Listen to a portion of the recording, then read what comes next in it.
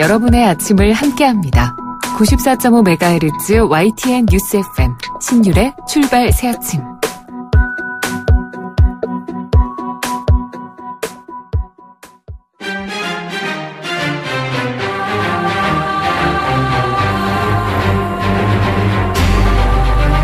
매일 아침을 뉴스로 깨웁니다.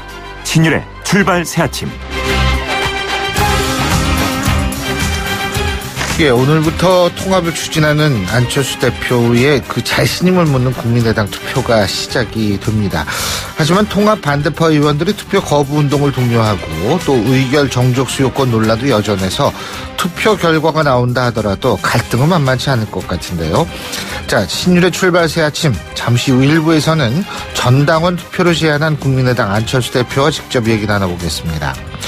실소유주 논란이 끊이지 않는 자동차 부품업체 다스의 비자금 횡령 의혹에 대한 전담 수사팀이 어제 발족했습니다. 어제 다스에 대한 수사는 서울중앙지검과 어제 발족한 전담팀 이렇게 투트랙으로 진행되게 되는데요. 잠시 후 2부에서는 민주당의 적폐청산위원장을 맡고 있는 박범계 의원과 자세한 얘기 나눠보죠. 2017년 이제 다스밖에 남지 않았습니다. 그런데요, 올해는 정말 역사에 기록될 그런 정도로 정말 다사다난했던 그런 한 해였습니다. 그만큼 일들이 많았다는 얘기인데요. 자, 오늘 3부에서는 2017년 한 해를 되돌아보는 시간을 마련할 텐데요. 2017년을 뜨겁게 달군 7대 사회 이슈 하나씩 짚어보겠습니다. 12월 27일 수요일에 보내드리는 신율의 출발 새아침, 먼저 광고 듣고 시작합니다.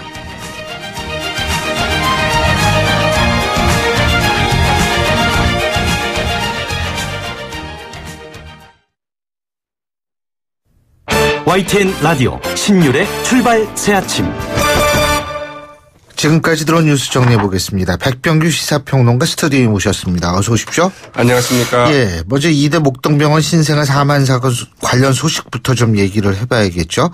이 사망한 신생아들이 맞은 주사제에서도 그 신생아들, 이 사망한 신생아들에게 검출됐던 것과 동일한 항생제 내성 세균이 검출됐다, 이런 소식이 있죠. 그렇습니다. 그래서 결국은 이제 그 주사제 그 세균 오염이 신생아들의 그 사망 원인이 아닌가, 이제 이렇게 추정해 볼 수도 있을 것 같은데요. 네. 이 사망한 그 신생아들이 맞은 그 지질 영양 주사제에서 신생아 그 3명의 그 혈액에서 그 검출된 것과 동일한 이 시트로박터 푸른디 세균이 이제 검출이 됐습니다. 예. 이게 이제 항생제 내성이 굉장히 강한 세균이라고 하지 않습니까? 이 지질 영양 주사제는 그 음식 섭취가 어려운 환자에게 그 지방산이나 그 열량을 공급하기 위한 그 주사제인데요. 예. 질병관리본부는 그 주사 준비 단계에서 그 오염됐을 가능성이 큰 것으로 일단 추정하고 있습니다. 문제의 그 주사제는 그 전체 중환자실의 그 신생아 그 16명 가운데 5명에게 그 투여가 됐고, 그중 이제 4명이 그 사망을 한 것인데요. 해당 주사제는 모두 이 신생아들 4명이 사망하기 하루 전인 15일 오후에 그 처방이 돼서 그 투여가 됐습니다. 16일 날 처방된 주사제에는 그 해당 균이 그 검출되지 않았는데요. 15일 이 주사제를 맞은 신생아들이 하루가 지나 16일 사망에 이런 것 아니냐, 이제 이런 추론이 좀 가능한 대목이죠. 예. 네. 이게 주사제가 이런 것이라면 실제로 이 주사제가 이대 목동병원에만 공급된 건가요? 그 이 영양제 같은 경우에는 병원에서 직접 조절을 하게 됩니다. 그래서 밑에서 이제 그 이 영양 약국 같은 데에서 이 영양제를 조절을 해서, 문제는 이제 그 응급실로 보냈는데, 신생아실로 보냈는데 거기에서 주사를 맞추려면 다시 작업을 해야 된다고 그럽니다. 각 아이들한테 보낼 것들은 그 과정에서 이제 오염됐을 가능성이 있다, 이제 이렇게 보고 있는 것이죠.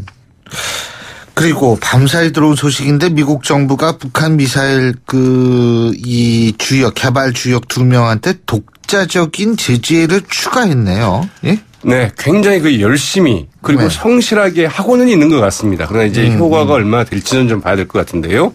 네. 미 지무부는 그 북한 미사일 그 개발 분야의 그 핵심 인사로 꼽혀온 노동당 군수공업부의 그 리병철 제1부부장, 그리고 그 김정식 부부장을 특별 지정 이 제재 대상 명단에 올렸다고 발표를 했습니다. 예. 리병철과 김정식은 그 장창하 국방과학원장, 전일호 군 중장 등과 함께 북한의 이른바 미사일 4인방으로 불리우는 이 노동당의 그 군수공업부의 그 핵심 인사들이라고 하죠. 이들은 그 지난 22일 유엔 그 안보리가 그 채택한 그 대북결의 그 2497호의 개인 제재 대상 그 16명 명단에도 좀 포함이 돼 있는데요. 미 심무부의 이번 그 단독 제재는 그 지난달 21일이었죠. 해상 봉쇄에 그 초점을 둬서 그 중국인 1명과 중국 및 그 북한 기관 13곳 선박 20척을 그 제재한 지 한 달여 만에 이루어진 이제 그 추가적인 제재 조치인데요.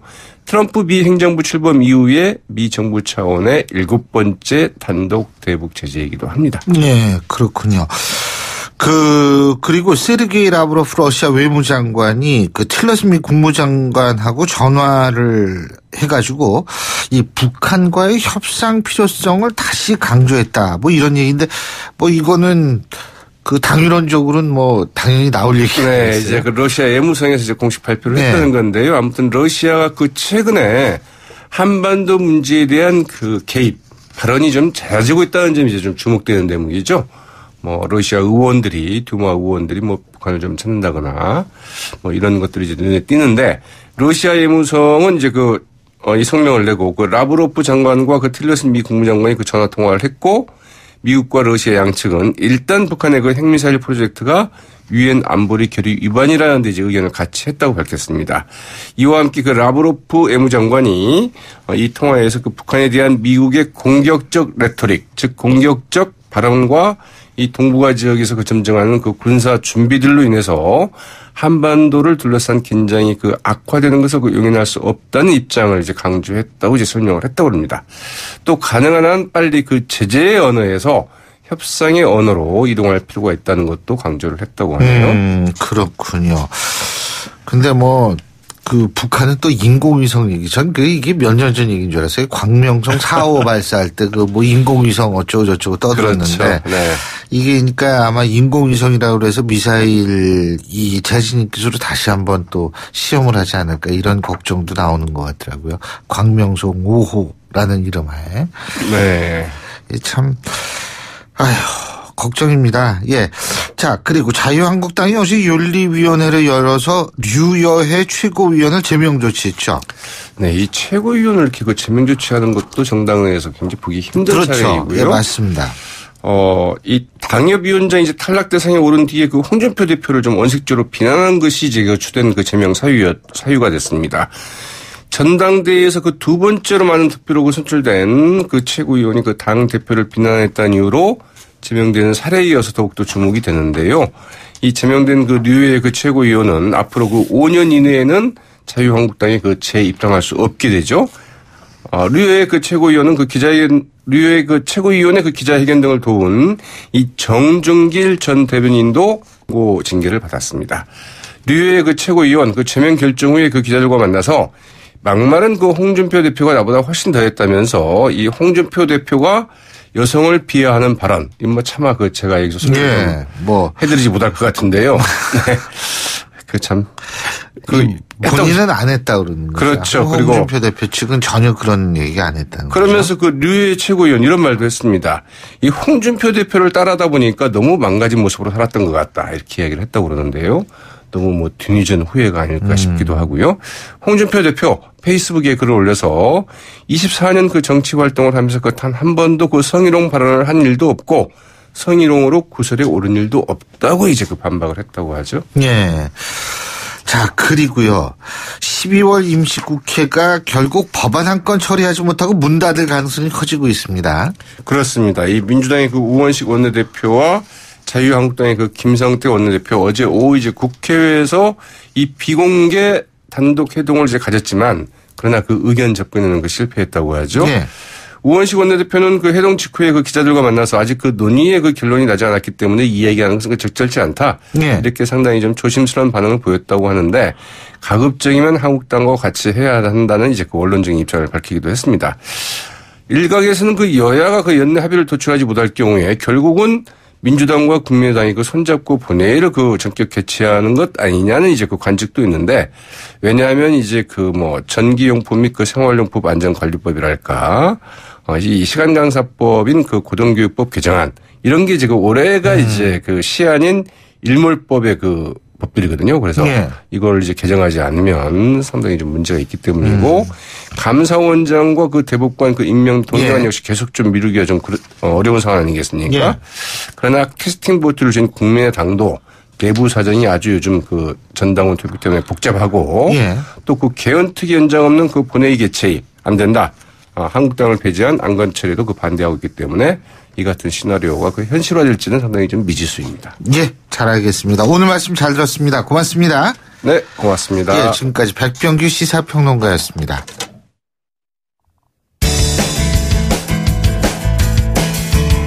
여러분은 지금 FM 94.5MHz로 방송되고 있는 신율의 출발 새 아침을 듣고 계십니다.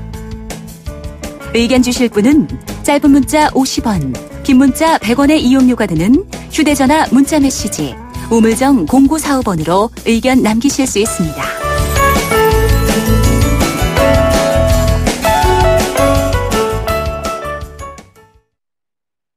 예, 앞서 오프닝에서도 제가 말씀을 드렸습니다만 지금 국민의당의 복잡한 사정, 국민의당 안철수 대표 전화 연결해서 직접 입장 들어보겠습니다. 안 대표님 안녕하십니까? 예, 교수님 안녕하셨습니까? 예. 자, 이게 잠시 후면은 전당원 투표가 실시가 되는 거죠, 그죠? 예, 8시 반부터 이제 내일까지 온라인 투표, 그리고 또 금요일, 토요일 ARS로 전화 투표 실시됩니다. 예. 근데 이제 우리 청취자 여러분들을 위해서 제가 여쭤보는 게 이게 이제 중앙선거관리위원회에서 관리하는 투표죠. 그죠? 그렇습니다. 예. 자, 근데 지금 이게 사실 투표 성격을 가지고 통합에 반대하는 쪽은 이게 통합 여부를 묻는 투표라서 이건 의미가 없다라는 거고, 지금 안철수 대표님 그쪽에서는 얘기 나오는 게 이게 재신임 투표다. 지금 이런 얘기를 해서 이 투표의 성격 좀 헷갈리고 있는 것 같아요. 어떻게 보십니까? 예, 지난 2달 동안 이제 통합에 대해서 여러 가지 설득 작업들을 많이 했습니다만, 예. 간격이 좁혀지지를 않았습니다. 네. 그래서 이제 당의 주인인 전 당원들에게 묻고 우리가 모두 거기에 이제 따르자, 그렇게 제가 제안을 했습니다. 그리고 지금 제가 통합을 추진하고 있는 대표니까 제 재신임을 걸고 묻겠다. 그래서 만약에 제가 재신임이 된다면 그러면 통합을 추진하라는 당원들의 뜻으로 받아들이겠다고 한 겁니다. 재신임이 이게 재신임을 받았다는 무슨 기준이 있나요? 예, 찬성하시는 분이 반대하는 분보다 많다면 재신임을 받은 걸로 저 당 선관위에서 네. 해석하고 있습니다. 3분의 1 정족수는 어떻게 되는 겁니까? 예, 반대파들이 계속 얘기하죠? 지금 전당원 투표가 2가지 방법이 있습니다. 하나는 지도부에서 정한 전당원 투표인데 3분의 1 규정이 없습니다.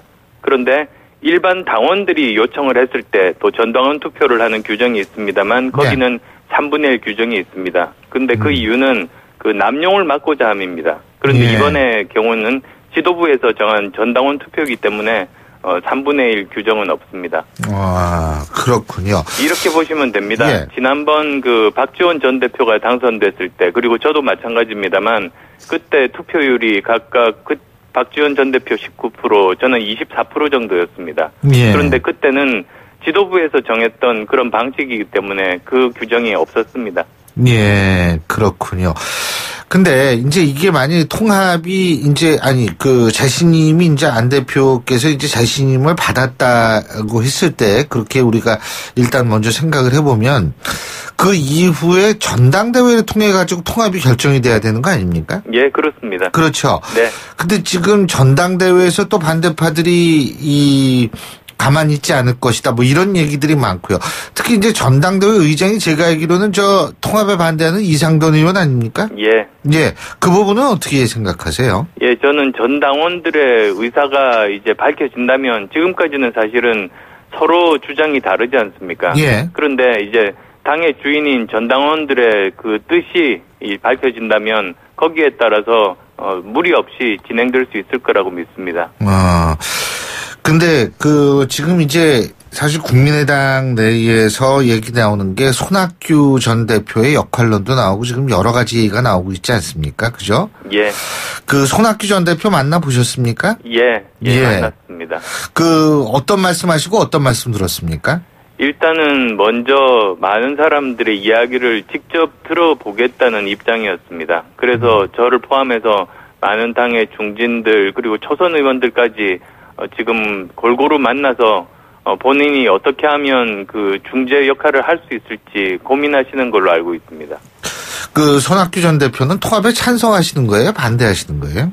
손학규 전 대표께서는 지금까지 항상 혁신 그리고 그 통합의 정치를 추구해 오셨습니다. 그리고 미국 가시기 전에도 이제 통합하라는 말씀도 해주셨기 때문에 많은 설득 역할들 하시리라고 기대합니다. 그러면은 만일 이제 그 통합이 된다라고 했을 때 그 통합되는 과정에서 바른정당과의 예를 들면 대화하는 과정이라든지 그 이후에서도 손학규 전 대표가 나름 상당히 중요한 역할을 할 수 있다 이렇게 또 이해할 수도 있겠네요. 뭐 손 대표님뿐만 아니라 또 당의 중진 의원분들께서도 많은 역할들을 해주시기를 기대하고 있습니다. 김종인 전 대표도 마찬가지 아니겠습니까? 아직 말씀 나눠보진 못했습니다. 아니 일각에서는 김종인 전 대표의 역할론도 또 상당히 있을 수 있지 않을까라는 얘기가 나오고 있어서 제가 여쭤본 거였거든요. 예, 저희 통합하는 목적 자체가 그 대한민국 미래를 위해서 개혁연합, 개혁정당이 꼭 필요하다는 그 취지입니다. 그래서 거기에 뜻을 함께하는 많은 분들이 힘을 보태주신다면 그 개혁연대는 힘을 얻을 수 있을 겁니다. 어쨌든 안철수 대표께서는 통합이 이루어진다면 백의종군하시겠다 이런 말씀을 하셨잖아요. 그죠? 그렇습니다. 그러니까 이제 통합된 당에서는 물론 이제 바른정당 쪽과 여러 가지 얘기를 해야 되겠습니다만 제3의 인물이 당대표가 되지 않겠습니까? 그렇죠? 서로 합의되는 인물. 사람을 그죠? 이제 그 대표로 부탁드릴 겁니다. 사실 바른정당 쪽에서도 손학규 전 대표 같은 경우에 그렇게 이 거부감이 없을 것 같은데요. 예, 아직은 이야기 나눠보지 못했습니다. 일단은 이번 그 일요일 날 이제 올해 마지막 날인 12월 31일 날 발표되는 그 당원 투표 결과 저는 굉장히 그 엄중하게 바라보고 있습니다. 예, 알겠습니다. 자, 그러면은 지금 또 안철수 대표께서 이런 말씀하셨죠. 지지율이 15에서 20% 정도 이를 것이다. 이런 예측하셨죠. 그죠? 예, 그 여론조사에서 통합하면 나오고 있는 그 결과 참고해서 말씀드린 겁니다. 예. 그런데 이제 많은 분들이 또 이 기억을 하실 거예요. 안철수 대표께서 대표 경선에 나오셨을 때 내가 대표가 되면은 이렇게 지지율이 오를 것이다 그랬는데 실제로 그렇지 않았다. 그 이번에도 예측대로 되는 거 아니지 않느냐 이런 얘기하는데 이 부분은 어떻게 보십니까? 예, 뭐 아시겠습니다만 그 지지율이 상승할 때는 어떤 계기가 필요하고 그리고 또 그 전에 끊임없는 노력이 필요합니다. 예. 그래서 왜 그런 말이 있지 않습니까? 서서히 그리고 또 아주 급박하게 이런 말이 있듯이 어떤 그 전에 끊임없는 노력을 하면서 그 축적의 시간을 보내고 그리고 또 이제 큰 계기가 있을 때 그동안의 노력들이 한꺼번에 반영되는 것이 그 민심이고 지지율이라고 봅니다. 그런 관점에서도 지금까지 저희들이 쉬지 않고 나름대로 노력을 해왔고 이번에 통합의 큰 계기가 이루어지면 그것들이 이제 평가받을 수 있지 않을까 싶습니다. 만일 지지율이 이 정도까지 안 되면 어떻게 하실 겁니까? 저희들 그렇게 되기 위해서 최선의 노력 다하고 있습니다. 제가 이 지지율을 여쭤본 것이 이 부분하고 사실 국민의당 의원 중에서 몇 명이 통합에 또 같이 갈 것인가 하는 부분하고 이게 또 밀접한 관계가 있지 않을까 이런 생각이 들어서 여쭤본 거거든요. 예, 그렇습니다. 덧셈 통합이 되기 위해서는 가장 중요한 정당에서의 덧셈 통합이라고 하면 그 판단 기준은 지지율 아니겠습니까? 둘 다 따로따로 있을 때보다는 훨씬 더 많은 국민들의 지지를 받는 것이 덧셈 통합이고 그러면 정치인들은 그 민심에 따르는 것이 정치인들의 또 도리이기 때문에 그러면 또 자연스럽게 많은 분들이 함께 하실 겁니다. 근데 이제 이게 만약 통합이 성사가 된다라고 가정을 했을 때 첫 번째 시험대가 지방선거 아니겠어요? 그죠? 예, 예. 근데 이게 지방선거 이게 참 성과를 내야 된다라는 강박관념 좀 가지실 것 같아요. 안철수 대표께서도. 그렇습니다. 저 지금까지 수십 년간 대한민국 정치사 교수님 잘 아시겠습니다만 한마디로 3당 잔혹사 아닙니까? 예. 3당이 살아남기가 그토록 힘듭니다. 예. 끊임없이 외연 확장 노력을 하고 예. 치열하게 경쟁해야만 이제 국민들에게 인정을 받고 그 다음으로 넘기기 때문에 저는 이번에 통합을 할 때 제 기득권 모두 다 내려놓고 지금 거기에 임하고 있는 이유도 그렇게 절박해서입니다. 그렇군요. 근데 지금 이제 그 통합에 반대하는 쪽에서는 이게 지방선거에 다가왔을 때 이게 조금 여러 가지가 여의치 못하면 다시 자유한국당하고 통합을 시도하는 거 아니냐 이런 주장을 하고 있는 거 많이 들으셨죠, 그죠? 근데 그럴 일은 없습니다. 예. 왜 그러냐면 예. 사실은 그런 걱정, 우려를 하시는 분들이 국민의당, 저희 당 내부에 계신데요. 예. 지금 의원수로 따지면 4배가 많습니다. 예. 그러면 그때 반대하면 그 일이 이루어지지 않을 것 아니겠습니까? 저는 오히려 너무 자신감 없으신 것 아닌가 그런 말씀 드리겠습니다. 예. 지금 우려라는 표현을 하셨는데 우려라고 생각하세요? 시비라고 생각하세요? 저는 우려라고 생각합니다. 예. 그렇군요. 지금 근데 사실 이 국민의당 내부에서 이 통합에 찬성하는 쪽과 반대하는 쪽을 이렇게 보면은 찬성하는 쪽이 더 적잖아요, 지금. 그죠? 꼭 그렇다고 생각하지 않습니다. 이번에 투표 금지 가처분 신청 내신 분들도 이렇게 보면 그 중에는 사실 본인 동의 받지 않고 이름이 들어가신 분도 계시고 그리고 또 그 중에는 파국을 막고자 일단은 이번 전당원 투표 연기하고 서로 합치되는 지점을 찾자 그런 분들도 계십니다. 꼭 반대하시는 분들이 그렇게 다 계신 건 아닙니다.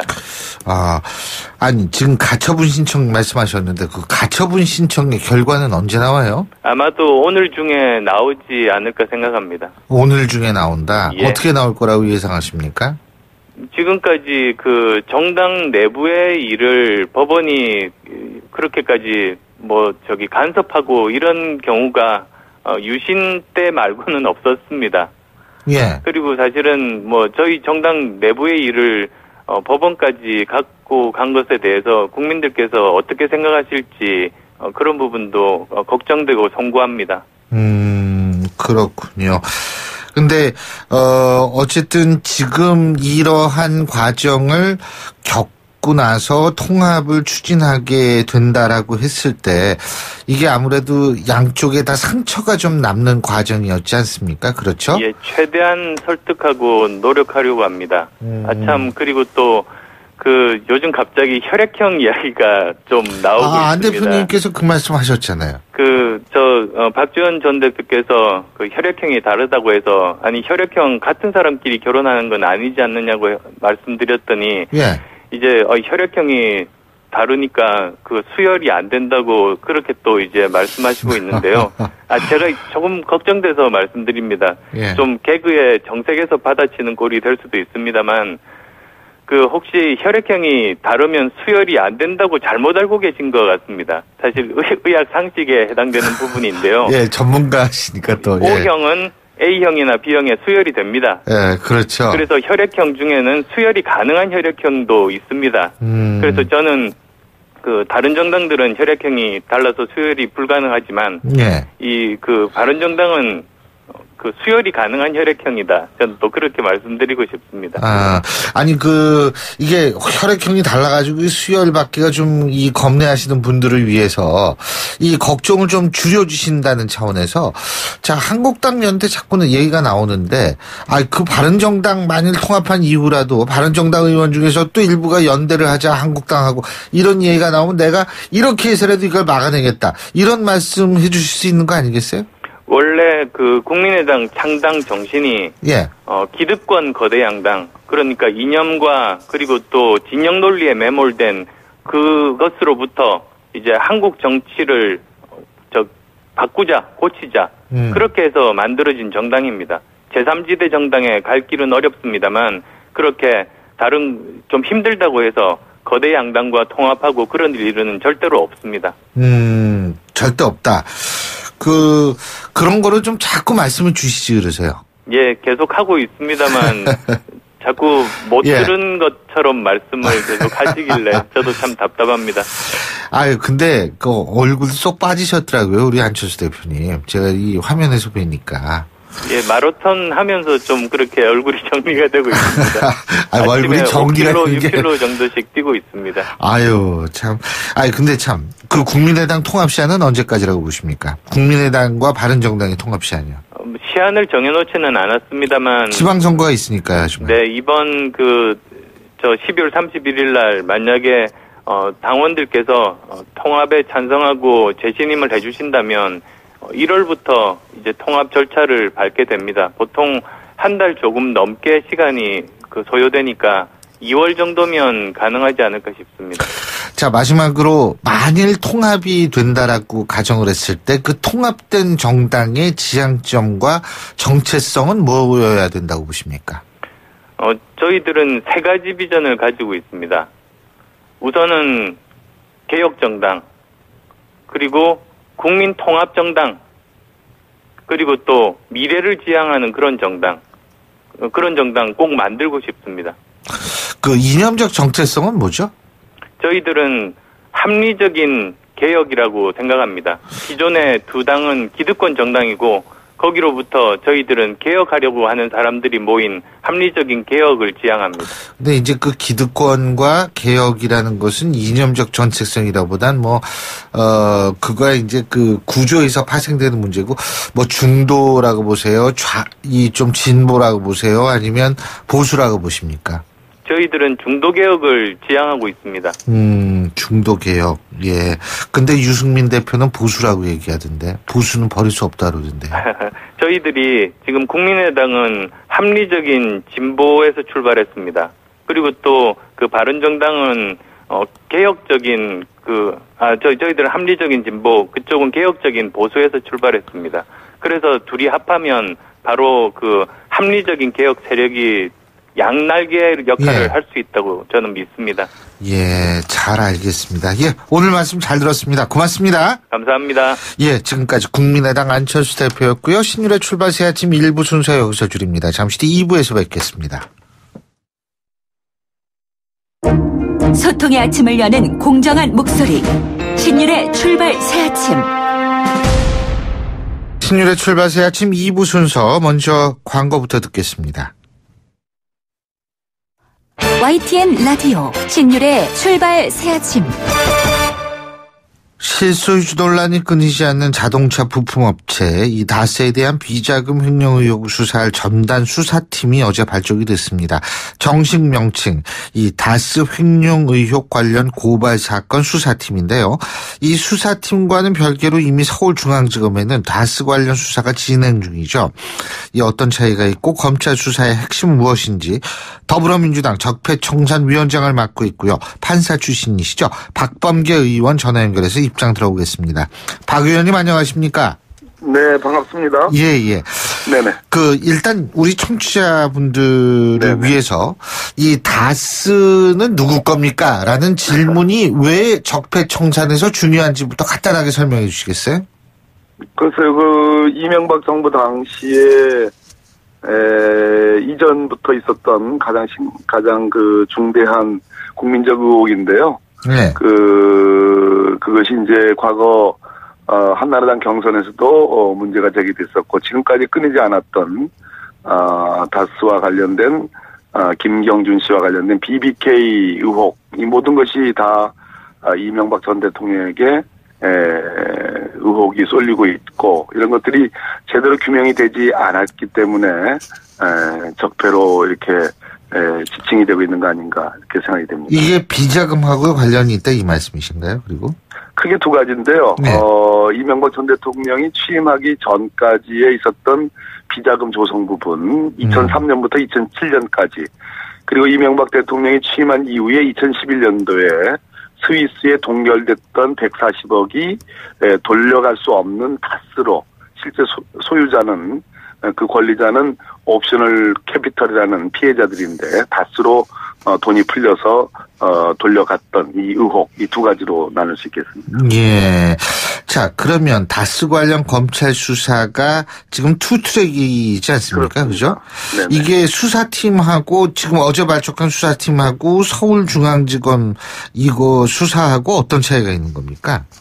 방금 전에도 말씀드렸듯이요. 2003년부터 2007년까지 다스라는 자동차 부품 회사, 자동차 관련 회사의 비자금 조성.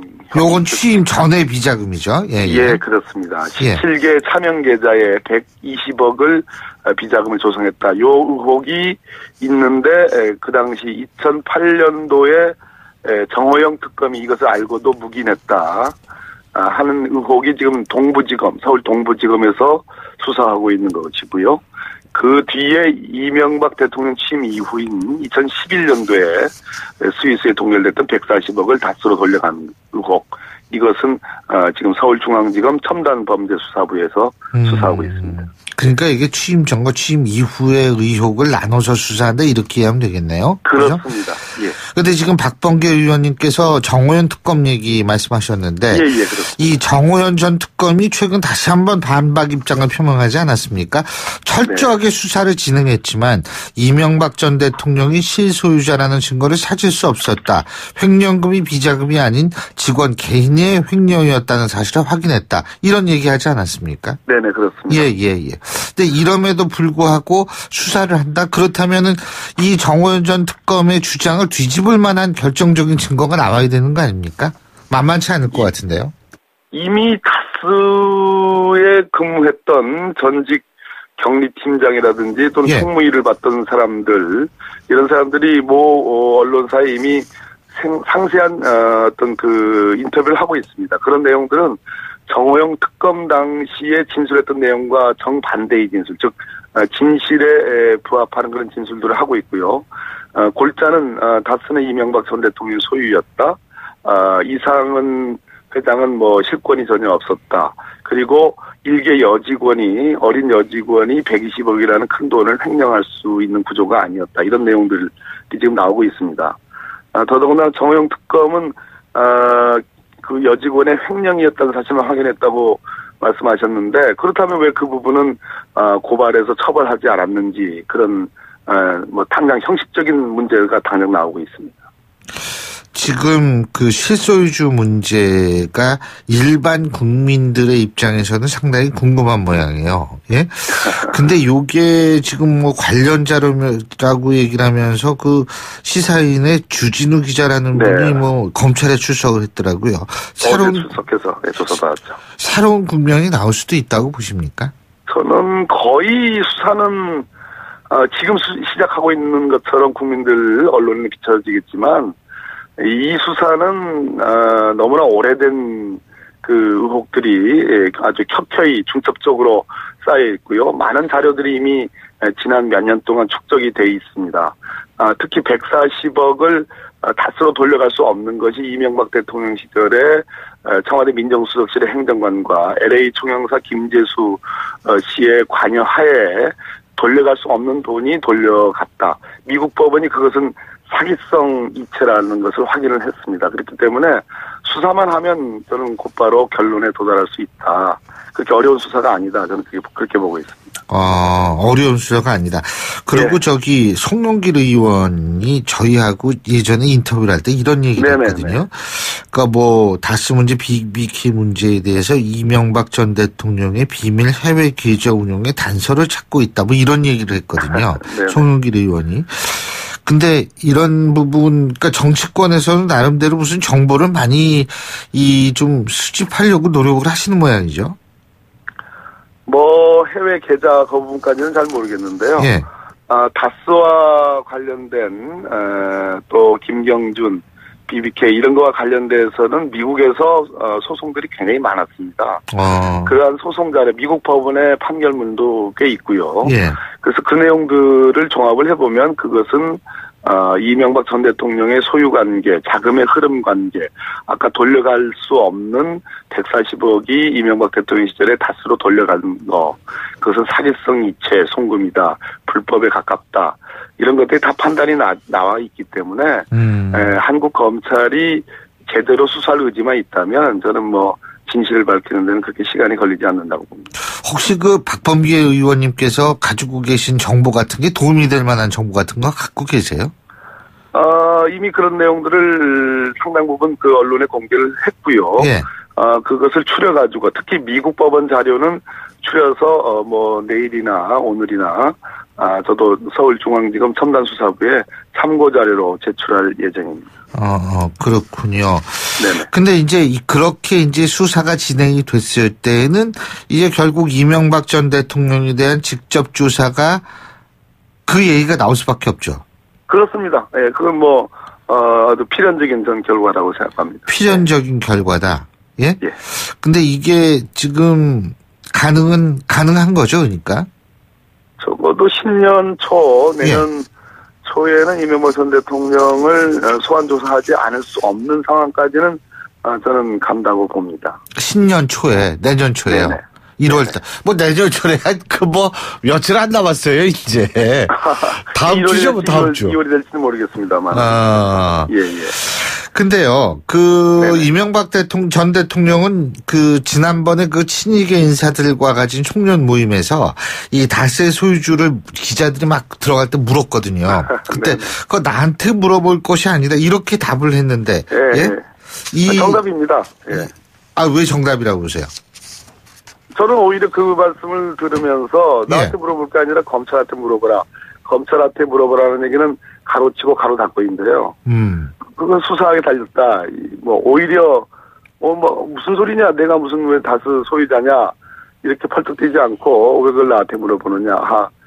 그 말 맞다고 생각합니다. 예. 수사하기 나름이라는 말씀. 수사하기 나름이다. 근데 이게 이제 만약에 검찰이 이번에 이렇게 수사를 했는데도 구체적인 증거를 밝히지 못한다거나 만일 무혐의 처분이 내려진다거나 이러면 역풍이 만만치가 않을 것 같거든요. 물론입니다. 우려되는 부분 같은 거 없으세요?